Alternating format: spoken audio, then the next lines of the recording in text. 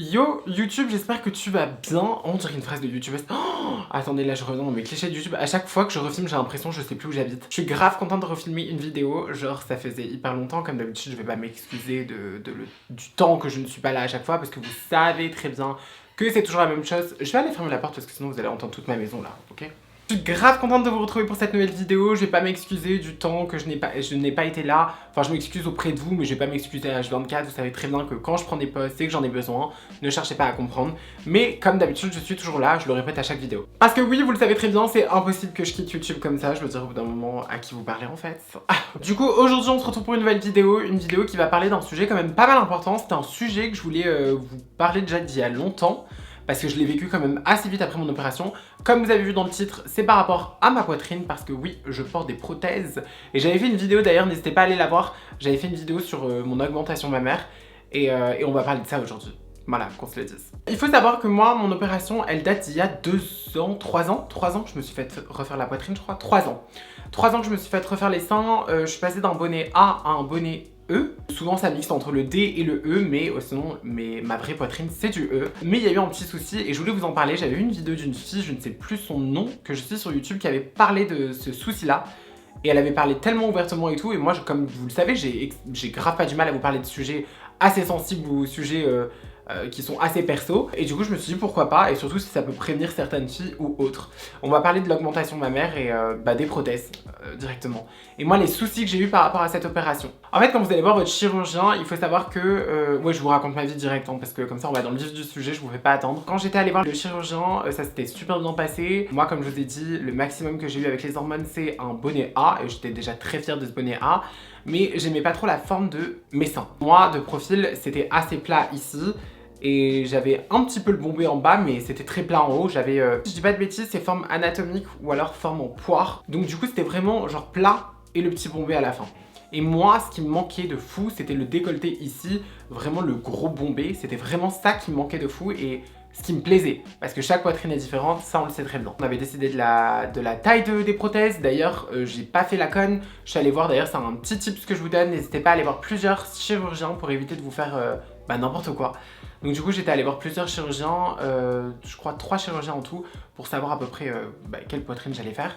Et je voulais surtout voir en fait leur avis par rapport à ça, et ce qu'eux, ils allaient me conseiller. Et ils ont pas hésité, parce que moi, il faut savoir que je fais 1m79, 80, enfin on va dire 1m80. Forcément, tu peux pas me mettre une petite poitrine, enfin, visuellement parlant, ils vont pas proposer un bonnet B ou un bonnet C, parce que ça va rien apporter. Sachant que là, il faut savoir un truc, oui, vous avez le droit de demander une petite poitrine, une moyenne poitrine ou une grosse poitrine, ça c'est ce que vous voulez, mais en fait là, il parlait d'un point de vue esthétique, il faut savoir qu'il y a la cage thoracique qui est ici, bon moi là vous voyez pas parce que j'ai mes boobs, mais moi il faut savoir que j'ai une cage thoracique quand même qui va être un peu plus grande qu'une femme cis, et encore en fait en vrai, je me suis comparé à des filles qui font ma taille, ça c'est totalement la morphologie, et en soi, je trouve que j'ai la même cage thoracique. Cage thoracique ? Je sais pas si on dit ça comme ça. Ils font par rapport à ce qu'il faut pour toi. Ensuite, tu as le droit de vouloir plus petit, moyen ou plus gros. Mais déjà, ils font tout, hein. Ils prennent les mesures et tout. Moi, j'avais vu, ils ont tous pris les mesures. Il y en a qui étaient à vue d'œil. Mais à chaque fois, c'était le même résultat. Le résultat qu'on me proposait, c'était du 600, voire du 500 et quelques, ou du 600 cc, voire plus même. 600 cc, on est sur une prothèse qui pèse quand même. Je crois que c'est 1 kg les deux rassemblés, 600 cc. Donc c'est quand même des seins qui pèsent. Il faut savoir que je suis grande, que j'avais la cage thoracique qui était assez large. Donc forcément, quand tu parles en taille de bonnet de prothèse, si je dis pas de bêtises, il y a aussi la largeur de la prothèse. D'où le fait que parfois tu es obligé de prendre plus grand. C'est pas ce qui va te donner l'effet fort bombé, mais c'est plus ce qui va te donner l'effet plus allongé. Pourquoi? Parce qu'on ne veut pas les seins à la Nabila 2002, enfin 2010, je sais plus quelle époque c'était, Nabila 2015, où elle avait, vous savez, la forte poitrine, mais qui était totalement disproportionnée, déjà de 1, et super écartée. Moi, s'il y avait bien un truc qui me dégoûtait, c'était l'écart de la poitrine. Je voulais pas qu'il y ait un écart de ouf, je voulais pas qu'il y ait deux grosses boules, et genre tu peux placer 2 mains au milieu.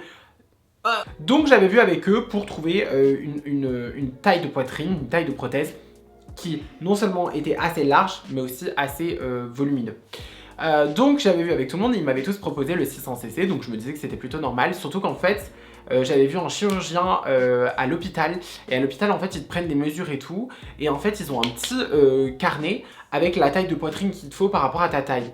Enfin, je trouvais ça assez sympathique. Ils avaient vu que pour une fille qui faisait ma taille, plus qui avait 7 cages thoraciques, 7 largeurs d'un an, bah il fallait du 600 cc. Même voire plus, je crois que lui m'avait proposé plus. Il faut savoir un truc, je pense que vous le voyez ici, bah c'est que c'est, oui, ils sont gros, mais c'est pas choquant non plus, parce que je suis grande, et encore une fois, moi je voulais une forte poitrine, donc ça me dérangeait pas, et d'ailleurs ça me dérange toujours pas, mais le souci arrive après. On a fait l'opération, tout s'est bien passé, j'ai choisi mon chirurgien, j'ai préféré aller en privé, erreur d'ailleurs, ne pensez pas qu'une clinique privée va mieux faire qu'un chirurgien qui est dans le public, ça n'a rien à voir, juste voyez par rapport au chirurgien, point, c'est tout. Oui, dans les cliniques, tu vas avoir plus d'avis, plus de ci, plus de ça, mais dites-vous que quand vous trouvez un bon chirurgien dans le public, en hôpital, c'est tout aussi bien, vraiment, je vous le dis. Je connais des copines à moi qui se sont fait opérer par un chirurgien à l'hôpital, c'est-à-dire dans le public, et ça a mieux été fait en public qu'en privé. Ma tête est dure, j'ai voulu m'écouter que moi, et du coup j'ai fait en clinique, sachant que je trouvais que le chirurgien était plutôt bien, et je pense pas que ça soit... Bref, je vais vous parler du souci, vous allez me donner votre avis, parce que moi-même, des fois, je sais pas, et c'est pour ça que là, d'ailleurs, j'ai rendez-vous on est le combien? On est le 28, j'ai rendez-vous le 17 décembre avec un nouveau chirurgien, et cette fois-ci en secteur public, pour justement modifier ce petit souci. D'ailleurs, je suis allée voir encore plusieurs chirurgiens pour ça. Moi, quand j'ai fait l'opération, j'étais trop contente. Bon, quand j'ai vu mes seins opérés, il faut savoir que tout est gonflé, j'avais pas la forme qui se traçait, j'étais dégoûtée. Et en fait, la forme s'est tracée petit à petit, le bombé est apparu, ça s'est creusé et tout, c'était trop beau. Par contre, le point faible, et que j'ai remarqué tout de suite, c'est que mes seins étaient pas assez hauts et se sont déplacés, sont tombés très rapidement. Ah oui, fun fact, si vous voyez un ongle arraché, c'est normal, je suis allée à l'hôpital à cause de ça. Mes faux ongles m'ont arraché mon ongle, mon vrai. Et du coup, la matrice était défoncée, j'ai dû aller à l'hôpital pour le replacer. C'était une petite anecdote, c'est gratuit, vous en faites ce que vous voulez. C'était pas la poitrine que je voulais de fou, et en plus de ça, elle tombait. Maintenant, je vais vous expliquer le problème de ça. C'est que là, vous vous dites, ouais, elle est juste tombée. Bah, ça fait plus naturel. Parce que beaucoup de personnes me disent, ouais, mais regarde, ça fait plus naturel parce que ça fait pas le bombé de fou. Ouais, bon, alors déjà, de 1, le bombé, je le voulais. Et de 2, bah, ouais, c'est vrai que ça fait un peu plus naturel, mais c'est pas forcément ce que je recherchais. Sauf que moi, maintenant, je vois mes seins, je les vois nus, je sais à quoi ils ressemblent quand j'ai pas de soutif. Et c'est devenu un carnage. Et c'est pour ça que j'appelle ça une chirurgie ratée pour moi. Parce que je ne sais pas d'où vient le problème. Je pense pas que ça soit normal. Et je vais vous expliquer exactement les défauts qu'il y a eu face à cette opération. Il faut savoir que quand je me suis fait cette opération, tu dois porter un soutien-gorge de contention pendant 1 mois. Je l'ai porté. J'ai respecté, j'ai tout respecté, je l'ai porté pendant 1 mois. Une fois le mois passé, le chirurgien m'a dit « C'est bon, il n'y a plus besoin de porter de soutien-gorge, mais n'hésitez pas à en porter de temps en temps. » Alors moi déjà dans mon optique, j'étais là en mode « Attends, je me fais faire des seins, donc je fais refaire des seins. » Vous savez, on a le cliché des seins qui tiennent tout seuls. Bah que nenni, c'est totalement faux. Alors, ou mon chirurgien a mal fait le taf, ou c'est moi qui ai fait de la merde après, mais apparemment, non, tu dois continuer à porter des soutifs, même avec des seins refaits, et ce qui me paraît pas logique. Moi, ma prothèse a été placée sous le muscle, donc je pensais vraiment pas que ça allait glisser, enfin tomber, et bah si, mon sein a commencé à s'affaisser petit à petit, pourtant j'ai essayé de porter des soutifs de temps en temps, mais c'est vrai, je dois le reconnaître que j'en portais très rarement, parce que je déteste la sensation des soutifs, je déteste ça. Et je sais qu'ils tombaient. Sauf qu'au-delà du fait qu'ils tombaient, non seulement ils sont plus aussi hauts, je sais pas si vous le voyez, mais de base ils sont censés être quand même ici, voilà. Et là maintenant que je les lâche, ils sont ici, donc quand même plus bas. Et en plus de ça, c'est que du coup maintenant je me retrouve avec une malformation. Et ça je l'avais entendu sur la vidéo d'une fille qui a eu pareil. C'est-à-dire que le mamelon n'est plus du tout au milieu de mon sein. D'ailleurs je trouvais que quand on l'avait placé, moi je me suis fait opérer en dessous, ils sont passés par en dessous. Et bien dites-vous que mon mamelon de base était quand même assez au milieu, mais quand même un peu haut, je trouvais déjà au début de l'opération pour vous dire. Et bien dites-vous qu'il s'est déplacé et maintenant je crois que j'ai la prothèse qui est ici et le mamelon qui est ici, donc quand même assez haut, du moins plus haut que la normale. Alors oui, chaque sein est différent, oui, chaque téton, mamelon est différent, mais sauf que là, tu te rends compte qu'il y a un souci, c'est-à-dire que vraiment, là, il y a un problème. Tu vois que c'est pas normal. Donc du coup maintenant ça me fout un complexe. Je vais parler très français, quand il y a des rapports ou quoi que ce soit avec des garçons, bah, je suis complexé de ma poitrine alors que j'ai fait refaire ma poitrine exprès pour ne pas être complexé. Et maintenant je vais être complexé de ça. C'est quelque chose qui me plaît pas. Alors bah, tous les gars avec qui... À croire qu'il y a eu une liste, frère. Il n'y a pas eu de liste, calmez-vous. Rien que le dernier avec qui... il y a eu des petites choses où on a fait une petite partie de Scrabble. Lui, ça l'avait pas choqué, mais pour moi, c'est choquant parce que je connaissais ma poitrine et je sais, tu vois. Et donc, du coup, je voyais que bah, déjà, le mamelon est quand même plus haut, que le sein... je sens que la prothèse, au lieu qu'elle soit comme ça, elle s'est affaissée comme ça.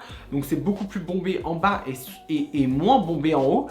Donc déjà tu sens le problème qu'il y a. Là je suis en train de me renseigner et voir avec un autre chirurgien pour pouvoir les faire refaire. Je suis allé voir un chirurgien en clinique, un autre chirurgien c'est celui qui m'a fait refaire les fesses. Du coup je suis allé le voir et je lui ai montré ma poitrine. Il m'a dit ah oui ça se voit direct, il a pris son petit truc là pour mesurer. Il a dit normalement le sein il est censé être là. Et en fait ce qu'il a fait c'est qu'il a appuyé sur ma poitrine pour la remonter. Il a dit voilà comment votre sein devrait être normalement. Et là tu voyais la différence, genre il était beaucoup plus haut et beaucoup plus bombé parce que forcément, je sais pas si tu vois mais si t'appuies ici, t'as le bombé qui se reforme ici. Ce qui est cool c'est que c'est rattrapable. On m'a parlé de ptose mammaire, je ne sais pas si c'est exactement ça, j'essaierai de me renseigner. Mais ça m'a saoulé et j'ai été très complexée de ça. Donc voilà, il faut savoir que quand vous vous faites refaire les seins, faites attention avec qui vous les faites refaire. Et peut-être que, attention, je suis là à dire ouais c'est une chirurgie ratée ou c'est la faute d'eux, mais je pense qu'il y a plein de critères qui rentrent en compte. Il faut savoir qu'il y a certaines femmes qui vont avoir une peau plus élastique que d'autres. Moi apparemment j'ai une peau quand même vachement élastique donc qui s'étend. Ce qui veut dire que la prothèse a dû appuyer petit à petit et a dû étirer ma peau et donc du coup faire tomber ma poitrine. Donc il y a ce critère qui rentre en compte, il y a le fait de ne pas avoir porté de soutien-gorge, peut-être le fait de ne pas avoir bien opéré aussi, parce que je pense que, pour moi, j'appelle ça une chirurgie ratée, parce que j'ai vu plein de copines qui se sont fait refaire les seins et qui n'avaient pas du tout cet aspect-là. Au tout début, je me suis même dit, c'est peut-être via la transidentité, mais je me dis, vas-y, rien à voir, on a toute une poitrine qui... Enfin, je veux dire, en dessous de mes prothèses, ma poitrine a poussé naturellement, donc je pense pas que c'est un lien avec les hormones ou quoi que ce soit, puisque de toute façon, 7 mois après que j'avais pris les hormones, ma poitrine ne bougeait plus. En fait, à partir d'1 an, 2 ans, la poitrine, c'est finito. Si t'as envie de la refaire, tu peux, tu vois. D'ailleurs, c'est le temps d'attente que tu dois faire parce que tu peux pas refaire tes seins tout de suite. Parce qu'il faut attendre la pousse de la poitrine. Je vous ferai un vlog de mon opération et je vous montrerai les résultats. Et je vous ferai un avant-après. Mais voilà, j'ai vraiment eu ce souci et quand j'ai marqué sur internet ptose mammaire, bah, j'ai remarqué que c'était ça les soucis. Donc vraiment la prothèse qui s'affaisse ou un truc comme ça. Et ça arrive souvent avec les prothèses apparemment. S'il faut, je vais me faire opérer. Donc d'après ce que j'ai vu, c'est qu'on va m'ouvrir là où j'ai ma cicatrice d'ailleurs, qui est dégueulasse ma cicatrice. Hein. Faut savoir que j'ai ce sein, la cicatrice est plutôt jolie. Et celui-là, je ne sais pas pourquoi elle est pas belle. Je cherche pas à comprendre. Donc du coup, je pense qu'elle va réouvrir ici et me remettre la prothèse bien placée, refermée. Apparemment c'est une opération qui est quand même un peu complexe mais c'est totalement réalisable. Sachez que ça a été un complexe parce qu'on est toujours là à vous montrer les bienfaits. Waouh, j'ai des seins refaits, regardez ma poitrine comment elle est belle. Toutes les fois d'ailleurs où vous m'avez vu avec la poitrine ultra bombée, avec les seins bien remontés, il faut savoir que je porte H24 des push-ups. Et c'est pas normal, d'ailleurs j'ai vu mon chirurgien, il a dit mais ce n'est pas normal avec une poitrine refaite de porter des push-ups. Il a dit normalement vous n'avez pas besoin de push-up pour avoir un beau bombé et une poitrine bien remontée. C'est pas normal. Et là, moi, je me retrouve à m'acheter des push-ups pour avoir les seins que je veux, tout ça. Et là, j'en ai marre parce que ça commence à me saouler. Du coup, j'ai pris la décision de refaire ma poitrine. Voilà, au moins vous êtes au courant. Ça sera sûrement chirurgie réparatrice. Je ne sais pas comment ça va être. Je ne sais pas si l'ALD va prendre en charge ou pas. En tout cas, je vais me renseigner et quitte à payer, je le ferai. Parce que c'est pas possible et que ça me complexe de fou en fait. D'ailleurs un petit peu d'effet négatif de la poitrine que je vous ai pas tenu au courant et peut-être que j'en avais pas parlé, mais il y a si, je crois que je vous en avais parlé mais je vous ai pas tenu au courant, il y a une partie de ma poitrine que je ne sens plus. Là vous allez dire mais what the fuck. Genre il faut savoir que mon sein là, t'as tout l'arrondi ici et tout le sein gauche ici, c'est-à-dire là, cette partie là, c'est en fait si je la sens mais la sensation est trop bizarre. J'ai comme perdu en sensation. Tout ici voilà quand je passe mon ongle, tu sais, c'est vraiment, on dirait que c'est endormi. Et ça, je l'ai à vie. Sachez que, apparemment, j'ai su que c'était grave possible. Parce qu'en fait, pendant qu'ils trifouillent votre poitrine, votre peau, bah, et qu'ils placent la prothèse, des fois, il y a des nerfs qui sont déchirés, si je dis pas de bêtises, et qui ne se reconnectent plus, qui ne fonctionnent plus. Donc sachez-le, prenez-le en compte quand vous vous faites refaire la poitrine. Et se peut que vous perdez en sensation. C'est très important, je pense qu'il faut le dire. Et moi je vous ai dit, je suis trop honnête, je suis trop franche. Je peux pas essayer de vous mytho et faire genre ouais faites-vous la poitrine. Non, non, non, déjà chirurgie esthétique c'est super personnel. Jamais je ferai de la promo ou de la pub pour de la chirurgie esthétique, c'est impossible. Par contre je vous donne mon avis, mon expérience et je suis super honnête et sincère avec vous. Donc oui, se faire refaire la poitrine c'est bien, mais il y a des effets négatifs qu'il faut prendre en compte, comme la perte de la sensation, le fait que tu peux avoir des douleurs, le fait aussi que ta poitrine peut avoir ce que j'ai eu, c'est-à-dire une ptose mammaire ou tomber ou autre. Voilà, sachez-le, il faut le prendre en compte. Voilà, la chirurgie c'est pas un acte anodin, vous le savez très bien, tout acte chirurgical, j'arrive plus à parler, n'est pas un acte anodin, putain j'arrive même plus à parler.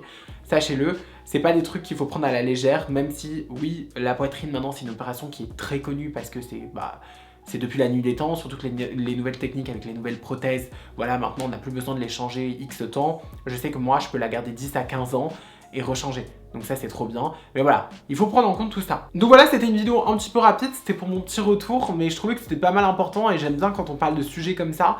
Et je sais que je voulais vous faire tout un sujet par rapport à ça, je vous tiendrai au courant par rapport à ce qui va se passer et la suite. Oui, je vous filmerai comme d'habitude la vidéo pour la réparation de cette poitrine. Putain, on dirait qu'on parle de carrosserie. Sachez que je suis toujours aussi présente sur les réseaux sociaux. N'hésitez pas à me suivre, hein, comme d'habitude, Instagram, TikTok. TikTok, les gars, s'il vous plaît, faites qu'on dépasse la barre des 10 000 abonnés. Je suis à fond sur TikTok en ce moment. Et bien sûr Twitch, ce qui est une plateforme de live où je suis tous les soirs. J'espère que ma tête, mon retour vous a plu. Ma tête, ça on sait pas trop avec mes extensions de cils là.